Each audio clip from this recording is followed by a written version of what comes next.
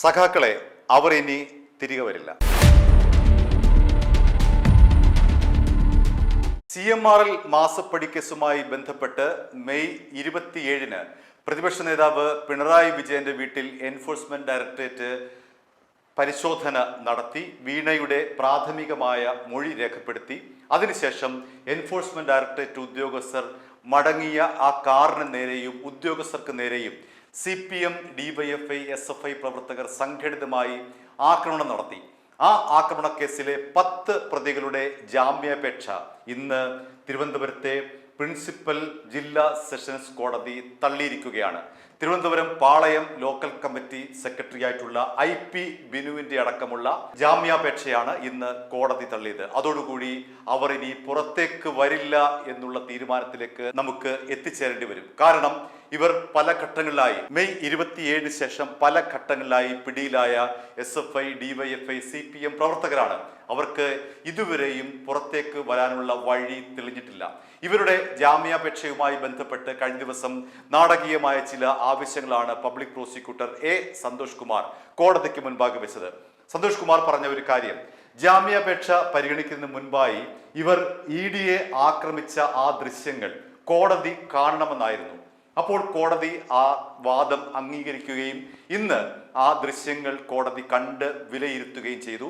അതിനുശേഷമാണ് IP ബിനു അടക്കമുള്ള ഈ 10 പ്രതികളുടെ ജാമ്യാപേക്ഷ തള്ളിയത്. ഇതോടുകൂടി നമുക്ക് ഒരു കാര്യം ഉറപ്പിക്കാം, അവർക്ക് ഇപ്പോഴെങ്ങും തന്നെ പുറത്തിറങ്ങാനുള്ള എല്ലാ സാധ്യതകളും അടഞ്ഞിരിക്കുകയാണ്. IP ബിനു അടക്കം ഏതാണ്ട് 25ഓളം വരുന്ന DYFI, CPM പ്രവർത്തകരാണ് മെയ് 27-ന് ശേഷം പുറം ലോകം കാണാനാവാതെ റിമാൻഡിൽ കഴിയുന്നത്. ഇതിലെ ഒരു പ്രതിക്ക് മാത്രമാണ് ഇതുവരെ ജാമ്യം ലഭിച്ചത്. 9ാം പ്രതിയായ ഹരീഷ് കുമാർ. ഹരീഷ് കുമാറിന് ജാമ്യം ലഭിച്ച നടപടികളൊക്കെ നമുക്കറിയാമല്ലോ. ഗീനാകുമാരിയായിരുന്നു അന്ന് പബ്ലിക് പ്രോസിക്യൂട്ടർ. അതായത് മുൻ SFI നേതാവും സജീവമായിട്ടുള്ള CPM അനുകൂലിയുമായ ഗീനാകുമാരിയായിരുന്നു പബ്ലിക് പ്രോസിക്യൂട്ടർ. അന്ന് പ്രതിക്ക് അനുകൂലമായ നിലപാട് സ്വീകരിച്ചത് മൂലം 9ാം പ്രതി ഹരീഷ് കുമാറിന് ജാമ്യം ലഭിച്ചു. അതിന് എതിരായി ED ഹൈക്കോടതിയിൽ സമർപ്പിച്ച ജാമ്യാപേക്ഷയിൽ ഹൈക്കോടതി ഏതാനും ദിവസങ്ങൾക്കകം അതിനെ കുറിച്ചുള്ള തുടർവാദം തുടരും. അതിന് എതിരായി EDയും അന്വേഷണ ഉദ്യോഗസ്ഥരും ഹൈക്കോടതിയിൽ സമർപ്പിച്ച ഹർജി ഏതാനും ദിവസങ്ങൾക്കകം ഹൈക്കോടതി വിചാരണയ്ക്ക് എടുക്കും. ആ 9ാം പ്രതിക്ക് ജാമ്യം ലഭിച്ചതോടുകൂടി വലിയ രാഷ്ട്രീയ കോളിളക്കമാണ് ഉണ്ടായത്. ഗീനാകുമാരിക്ക് ഒക്ടോബർ വരെയാണ് അവരുടെ കാലാവധി. അതിനു മുൻപായി തന്നെ അവരെ മാറ്റുമെന്ന് ആഭ്യന്തരമന്ത്രി രമേശ് ചെന്നിത്തല പറയുകയും പകരമായി സന്തോഷ് കുമാറിനെ പബ്ലിക് പ്രോസിക്യൂട്ടറായി കൊണ്ടുവരികയും ചെയ്തു.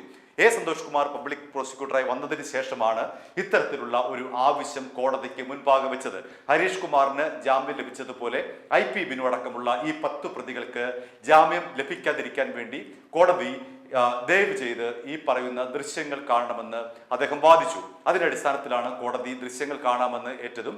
ഇന്ന് ആ ദൃശ്യങ്ങൾ കണ്ട് വിലയിരുത്തി ഈ 10 പ്രതികൾക്കും ജാമ്യം നിഷേധിച്ചു. ഇനി ഇവർ എങ്ങനെയാണ് ജാമ്യം നേടി പുറത്തു വരുന്നത് എന്നാണ് നമുക്ക് കണ്ടറിയേണ്ടത്. കാരണം എൻഫോഴ്സ്മെന്റ് ഡയറക്ടറേറ്റിനെ ആക്രമിച്ചത് രാജ്യദ്രോഹ കുറ്റമാണ് എന്നതടക്കമുള്ള ബോംബെ ഹൈക്കോടതിയുടെ അടക്കമുള്ള വിധികൾ നമ്മുടെ മുന്നിലുണ്ട്.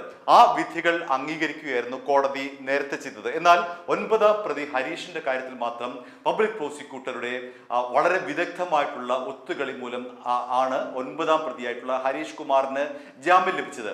മറ്റ് ആർക്കും തന്നെ ജാമ്യം ലഭിച്ചിരുന്നില്ല. അവരുടെ മേൽ രാജ്യദ്രോഹ കുറ്റമടക്കമുള്ളവ നിലനിൽക്കുകയും ചെയ്യും. ഇനി ഈ 10-25 ചെറുപ്പക്കാരുടെ ജീവിതം എന്താണ്? അവർ ആർക്കു വേണ്ടിയിട്ടാണ് ഈ എൻഫോഴ്സ്മെന്റ് ഡയറക്ടറേറ്റിനെ ആക്രമിച്ചത്? പിണറായി വിജയന് വേണ്ടിയിട്ടാണോ? അല്ല. അദ്ദേഹം CMRL മാസപ്പടി കേസിൽ പ്രതിയാണോ? അല്ല. പിന്നീട് ആരാണ് പ്രതിയായത്? പിണറായി വിജയന്റെ മകൾ വീണ ഏതെങ്കിലും പാർട്ടി ഘടകത്തിലെ അംഗമാണോ? തീർച്ചയായും അല്ല. CPM-ലെ അംഗമല്ല, DYFI-ലെ അംഗമല്ല, SFI-ലെ അംഗമല്ല, ആയിരുന്നിട്ടുമില്ല. ആ വീണയ്ക്ക് വേണ്ടിയിട്ടാണ് ഈ പറയുന്ന നേതാക്കൾ ഈ പാവപ്പെട്ട 10-300 സാധാരണ പ്രവർത്തകരെ വിളിച്ചുകൂട്ടുകയും EDയെ ആക്രമിക്കുകയും ശ്രമിച്ചത്. അത്തരമൊരു ആക്രമണ കേസിലാണ് ഇപ്പോൾ ഇത്രയും ചെറുപ്പക്കാരുടെ ഭാവി അവതാളത്തിലായിരിക്കുന്നത്. അവർ അന്ന് മുതൽ കിടക്കുകയാണ്.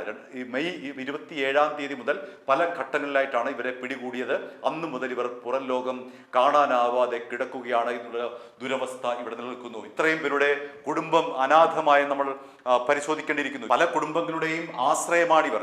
അവരാണ് ഇത്തരത്തിൽ വീണയ്ക്ക് വേണ്ടി ജയിലിൽ കഴിയുന്നത് എന്നുള്ള വിചിത്രമായ ഒരു സംഭവമാണ് ഇവിടെ നമുക്ക് എടുത്തു കാണിക്കാൻ കഴിയുന്നത്. ഇവിടെ 2 FIR ആണ് പോലീസിലുള്ള. ഒന്ന് ED ആക്രമിച്ചതിന്റെ പേരുള്ള ഒരു FIR, 2 പോലീസിനെ ആക്രമിച്ചതിന്റെ പേരുള്ള FIR.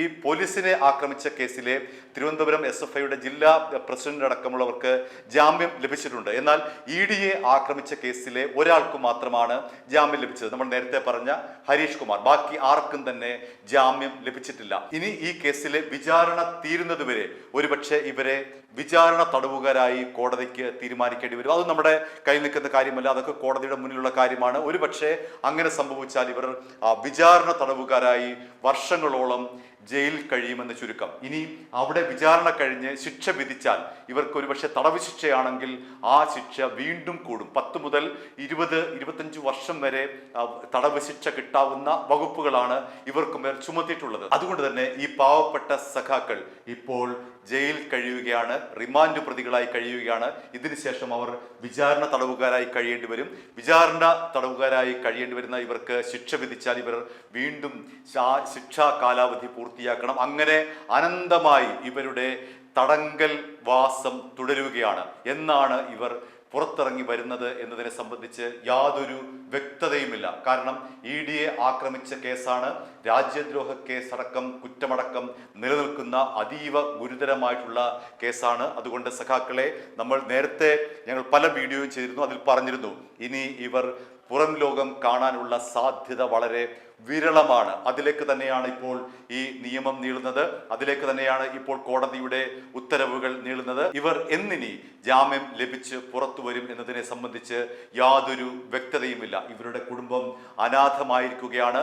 ഇവ പലരുടെയും ആശ്രയമായിരുന്നു, കുടുംബത്തിലെ ആശ്രയങ്ങളാണ് ഈ പറയുന്ന വീണയ്ക്ക് വേണ്ടി തടങ്കലിൽ കഴിയുന്നത്. എന്തു തന്നെയായാലും ഈ 2-3 ദിവസത്തെ വാദം അസാധാരണമായ വാദമായിരുന്നു. കാരണം പ്രതികളുടെ ജാമ്യം അനുവദിക്കുന്നതിന് മുൻപായി അവരുടെ അക്രമ ദൃശ്യങ്ങൾ കാണണം എന്നുള്ള പ്രോസിക്യൂഷന്റെ വാദം കോടതി അംഗീകരിക്കുകയായിരുന്നു. ഇവിടെ സംസാരിക്കുന്ന തെളിവുകളല്ല, മറിച്ച് കാണാൻ പറ്റുന്ന തെളിവുകളാണ് കോടതിക്ക് മുൻപാകെയുള്ളത്. ഇവർ ഓരോരുത്തരായി വന്ന് കല്ലും കട്ടയും വടികളും ഉപയോഗിച്ചുകൊണ്ട് എൻഫോഴ്സ്മെന്റ് ഡയറക്ടറേറ്റ് ഉദ്യോഗസ്ഥർ സഞ്ചരിച്ചിരുന്ന വാഹനം അടിച്ചു തകർക്കുകയും അവർക്ക് എതിരായിട്ടുള്ള അക്രമ സംഭവങ്ങളും കൃത്യമായ ദൃശ്യങ്ങൾ സഹിതമാണ് പ്രോസിക്യൂഷൻ ഇന്ന് കോടതിയിൽ ഹാജരാക്കിയത്.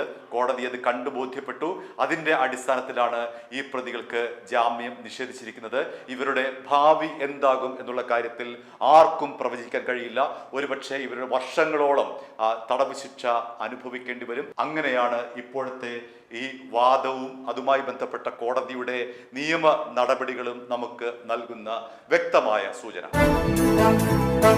i2i News, an eye for truth.